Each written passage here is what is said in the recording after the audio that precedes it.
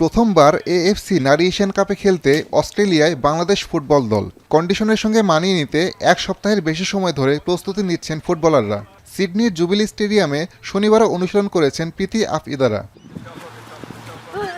মাঠের লড়াই শুরু হতে খুব বেশি সময় বাকি নেই। এরই মধ্যে একটি প্রীতি ম্যাচ খেলেছেন ফুটবলাররা। সেখান থেকে নিজেদের ভুল ত্রুটি ঠিক করে নেওয়ার কথা জানিয়েছেন সুরভি আকন্দ প্রীতি।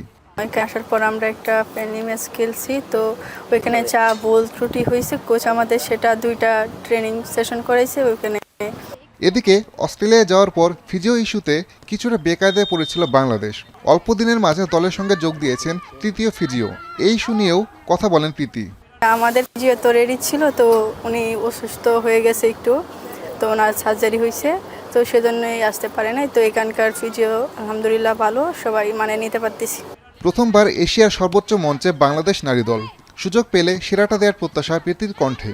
যদি আমি খেলার সুযোগ পাই তো আমি আমার বেস্টটা দেওয়ার চেষ্টা করব। তো আর এই প্রথমবার বাংলাদেশে তো একটা বড় মঞ্চে আসছে, তো এটা ভালো লাগারই কথা। 3 মার্চ চীনের বিপক্ষে ম্যাচ দিয়ে এশিয়ান কাপ মিশন শুরু করবে বাংলাদেশ। আসাদুজ্জামান লিটন, এখন।